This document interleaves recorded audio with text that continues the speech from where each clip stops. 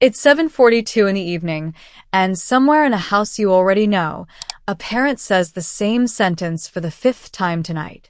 Clean your room. No response. Maybe a sigh. Maybe silence, the kind that isn't peace, but resistance dressed as distraction. A child sits surrounded by scattered toys, half-finished homework, a floor that hasn't seen carpet in days. The request repeats. Nothing moves. This scene is not rare. It is, in fact, one of the most universal moments of modern parenthood, a quiet tug-of-war fought in bedrooms across the world, night after night, with no real winner. You've lived some version of this scene. But somewhere else, in a small apartment in Seoul, something different is happening. A child, maybe 7 years old, finishes playing. Without being asked, without a reminder, without a single raised voice, they fold a blanket. They place their shoes neatly by the door. They wipe down a small table, almost absent-mindedly, the way you might breathe. No chart, no reward, no negotiation. Just quiet, uninterrupted order, as if the room itself expected it. And somewhere inside you, watching this, a question begins to form. Not how do they do this? Something quieter. Something closer to, why does this feel so foreign to me? Something is different here. Something you cannot quite name.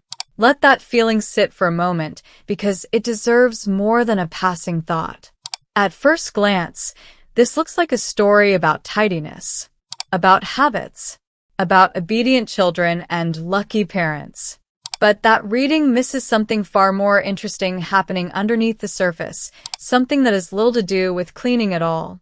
In most Western households, the daily ritual of getting a child to clean up is, quietly, a battle, a negotiation, a test of wills fought in small doses, over and over, until either the room gets tidied or everyone simply gives up. The energy required isn't really about the mess. It's about overcoming resistance. Internal resistance. The kind that has to be pushed against, again and again, just to produce a small, temporary result. But in the scene we just witnessed, there was no resistance to push against. No internal battle to win. No force required at all.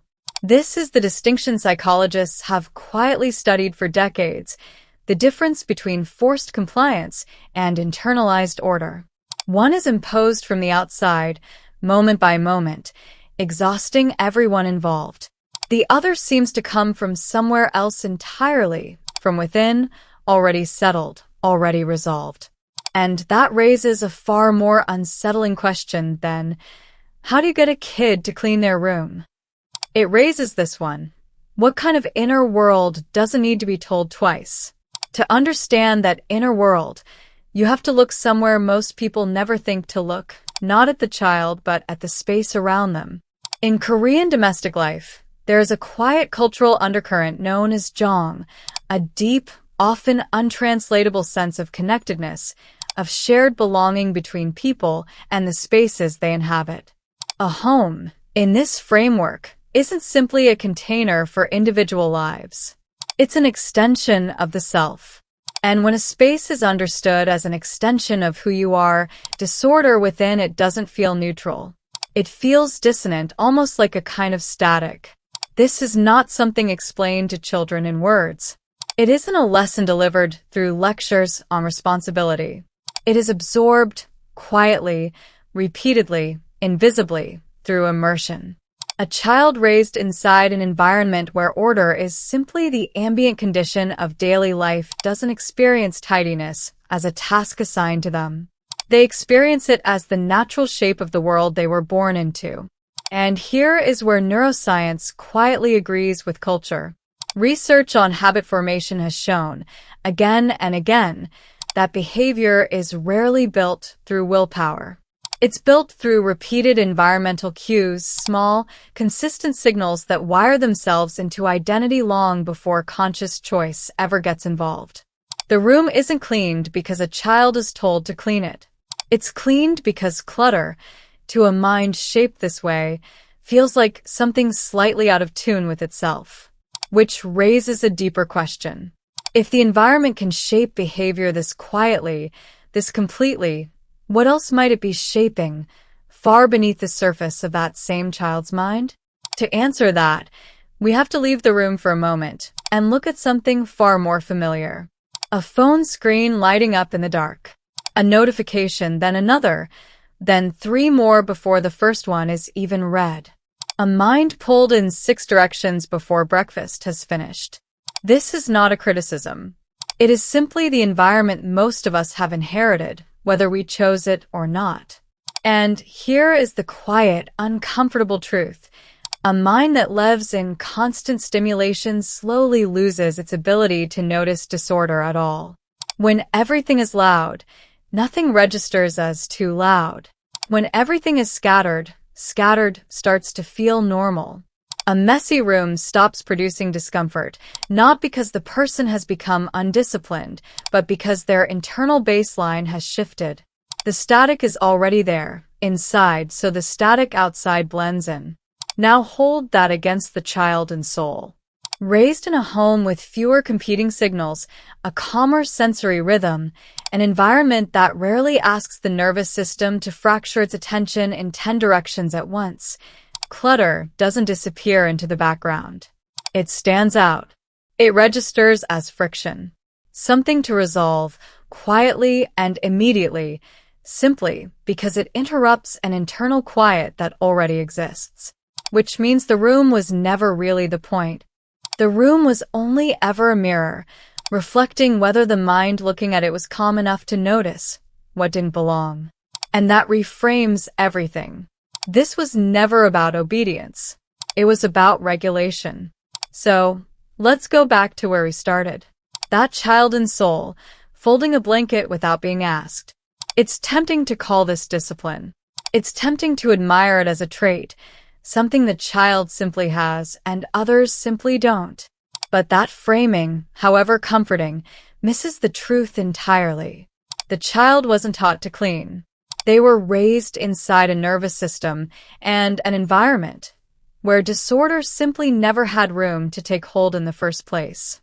There was no willpower being exercised in that quiet room. No inner battle fought and won, because discipline, at its root, was never really about effort. It was about the absence of internal noise. A mind that isn't fractured doesn't need to force itself into order. Order is simply what remains when nothing is pulling it apart. This is the quiet, almost uncomfortable truth sitting beneath the whole story. Somewhere along the way, many of us learn to measure self-control by how hard we push against ourselves. But perhaps the real measure was never effort at all. Perhaps it was environment. Perhaps it was regulation. Perhaps it was calm. And if that's true, then the mess was never really a failure of character. It was only ever a mirror, showing, quietly and without judgment, how much noise a mind was carrying long before it ever reached the room. Which leaves one final question, gentler than the rest. What would your own space look like if your mind finally felt quiet enough to notice it? Picture that room again. The blanket folded, the shoes by the door, the small table, wiped clean without a single word spoken. It's easy to look at that image and think it belongs to somewhere else, a different culture, a different childhood, a different kind of person entirely. But that quiet isn't owned by geography. It isn't something only certain families inherit. It's a blueprint, a psychological one, built slowly, environment by environment, cue by cue, until calm simply becomes the default state a mind returns to. That means it isn't out of reach. It never was. Maybe it starts smaller than expected.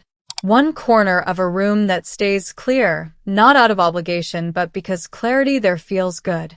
1 hour without notifications, not as punishment, but as relief. Not force. Not willpower dragged across another exhausting day. Just small, repeated signals, quietly teaching a nervous system that stillness is safe, that order isn't a demand, but a kind of rest. Discipline, seen this way, stops being something you fight for. It becomes something you build, gently, patiently, one quiet cue at a time. So perhaps the real question was never about a child and soul, or a room left untouched an ocean away. Perhaps it was always about the quiet room still waiting, somewhere inside you, for permission to exist.